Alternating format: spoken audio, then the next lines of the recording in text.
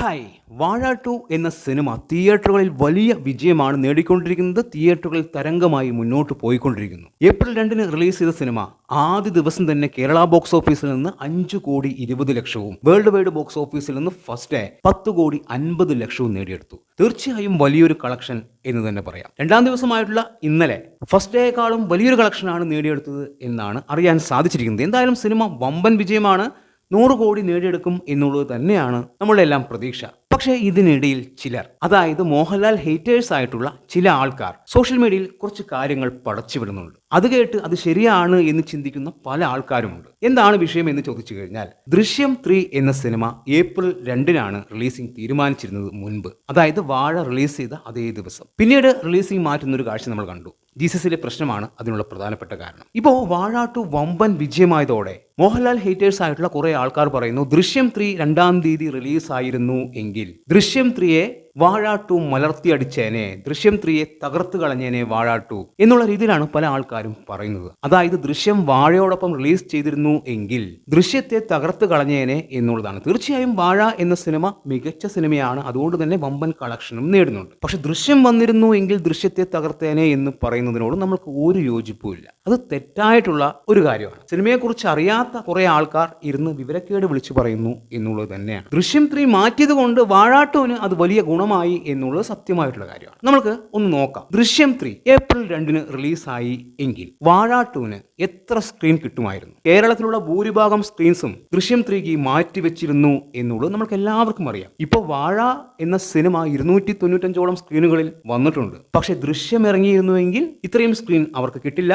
അതുപോലെ തന്നെ വിദേശ രാജ്യങ്ങളിലും റെസ്റ്റ് ഓഫ് ഇന്ത്യയിലും സ്ക്രീനുകൾ വളരെ കുറവായിരിക്കും. സ്വാഭാവികമായിട്ട് കളക്ഷൻ താഴേക്ക് പോകും എന്നുള്ളത് എല്ലാവർക്കും അറിയാം. ഇപ്പോൾ ഫസ്റ്റ് ഡേ വാഴ 2 നേടിയ കളക്ഷൻ കേരളത്തിൽ നിന്ന് 5,20,00,000, വേൾഡ് വൈഡ് ബോക്സ് ഓഫീസിൽ നിന്ന് 10,50,00,000. ഇത് വലിയ കളക്ഷൻ തന്നെയാണ്. പക്ഷെ ദൃശ്യം 3 എന്ന സിനിമയ്ക്ക് കേരളത്തിൽ നിന്ന് മാത്രം ഫസ്റ്റ് 10.5 കോടിക്ക് മുകളിൽ കളക്ഷൻ നേടിയെടുക്കാൻ സാധിക്കുമെന്ന് എല്ലാവർക്കും അറിയാം. അതായത് കേരളത്തിൽ മാത്രം ദൃശ്യം 10 കോടിക്ക് മുകളിൽ എന്തായാലും നേടിയെടുക്കും ഫസ്റ്റ് ഡേ തന്നെ. വേൾഡ് വൈഡ് ബോക്സ് ഓഫീസിൽ ഏറ്റവും ചുരുങ്ങിയത് 40 കോടിക്ക് മുകളിൽ സിനിമ നേടിയെടുക്കും എന്നുള്ളത് തന്നെയാണ്. അതായത് സിനിമയ്ക്ക് ഒരു ആവറേജ് റിപ്പോർട്ട് വന്നാൽ പോലും ഫസ്റ്റ് ഡേ തന്നെ സിനിമ 40 കോടിക്ക് മുകളിൽ കളക്ഷനായി നേടിയെടുക്കും എന്നുള്ളതാണ്. വാഴ 2-നെ സംബന്ധിച്ച് ഈ 10 കോടി എന്നുള്ളത് വലിയ കളക്ഷനാണ്. പക്ഷെ ദൃശ്യത്തെ സംബന്ധിച്ച് കേരള ബോക്സ് ഓഫീസിലോ വേൾഡ് വൈഡ് ബോക്സ് ഓഫീസിലോ ഫസ്റ്റ് ഡേ 10 കോടി വന്നു കഴിഞ്ഞാൽ അത് മോശം കളക്ഷനാണ്. നിങ്ങൾക്ക് കാര്യങ്ങൾ മനസ്സിലായി കാണും എന്ന് വിചാരിക്കുന്നു. ദൃശ്യം വന്നിരുന്നു എങ്കിൽ ഫസ്റ്റ് ഡേ ഈ പറയുന്ന വാഴയുടെ കളക്ഷൻ 5 കോടിയിൽ താഴെ പോയനെ വേൾഡ് വൈഡ് കളക്ഷൻ. ദൃശ്യം വരാത്തത് കൊണ്ട് വാഴ തിയേറ്ററുകളിൽ മികച്ച പ്രകടനം കാഴ്ചവെക്കുന്നു. ഓപ്പോസിറ്റ് മികച്ച പടമില്ല, വാഴയ്ക്ക് മികച്ച അഭിപ്രായം ലഭിക്കുകയും ചെയ്യുന്നു. ദൃശ്യം ഇറങ്ങി ദൃശ്യത്തിന് പോസിറ്റീവ് റെസ്പോൺസ് ആണ് വരുന്നത് എങ്കിൽ വാഴയ്ക്ക് പോസിറ്റീവ് റെസ്പോൺസ് വന്നാലും കളക്ഷൻ കാര്യമായി മുന്നോട്ട് പോവില്ല. ചർച്ചകൾ മുഴുവൻ ദൃശ്യത്തെക്കുറിച്ചായിരിക്കും. ചുരുക്കി പറഞ്ഞാൽ ഏപ്രിൽ 2-ന് ദൃശ്യം 3 റിലീസായി എന്ന് വിചാരിക്കുക. ദൃശ്യം 3-ക്കും പോസിറ്റീവ് വന്നു, ഈ പറയുന്ന വാഴ 2-നും പോസിറ്റീവ് വന്നു എന്നും വിചാരിക്കുക. വാഴ 2 മികച്ച സിനിമയായാലും കളക്ഷൻ കയറാതെ താഴേക്ക് പോകുന്നൊരു കാഴ്ച നമ്മൾക്ക് കാണേണ്ടി വന്നേനെ.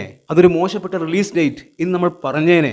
ദൃശ്യത്തിന്റെ ഒപ്പം വാഴ 2 ഇറങ്ങിയിരുന്നു എങ്കിൽ ദൃശ്യം മാറ്റിയതുകൊണ്ട് വാഴ 2 രക്ഷപ്പെട്ടു എന്നുള്ളതാണ് എനിക്ക് പറയാനുള്ളത്. കാരണം ദൃശ്യം 3-ക്ക് പോസിറ്റീവ് വന്നാൽ എല്ലാ പ്രേക്ഷകരും ദൃശ്യം 3-ക്ക് അടിച്ചു കയറും. സോഷ്യൽ മീഡിയയിലെ ചർച്ച മുഴുവൻ ദൃശ്യം 3 എന്ന സിനിമ മാത്രമാവും. അവിടെ വാഴ 2 മികച്ചതാണോ ഇല്ലയോ എന്നുള്ളത് പിന്നീടുള്ള ചർച്ച മാത്രമാണ്. സിനിമ വിജയിക്കുമായിരിക്കാം, പക്ഷേ ഈ രീതിയിലുള്ള ഒരു കളക്ഷൻ ആ സിനിമയ്ക്ക് കിട്ടില്ല എന്നുള്ളത് ഉറപ്പായിട്ടുള്ള കാര്യമാണ്. വാഴ 2-ന് ദൃശ്യം 3 മാറ്റിവെച്ചത് ഗുണകരമായി എന്നുള്ളത് തന്നെയാണ് നമുക്ക് പറയാനുള്ളത്. നിങ്ങളുടെ അഭിപ്രായങ്ങൾ കമന്റ് ബോക്സിൽ കമന്റ് ചെയ്യുക. വീഡിയോ ഇഷ്ടമായാൽ ചാനൽ സബ്സ്ക്രൈബ് ചെയ്യുക. പുതിയ വീഡിയോയുമായി കാണുന്നവരെ ബൈ ബൈ.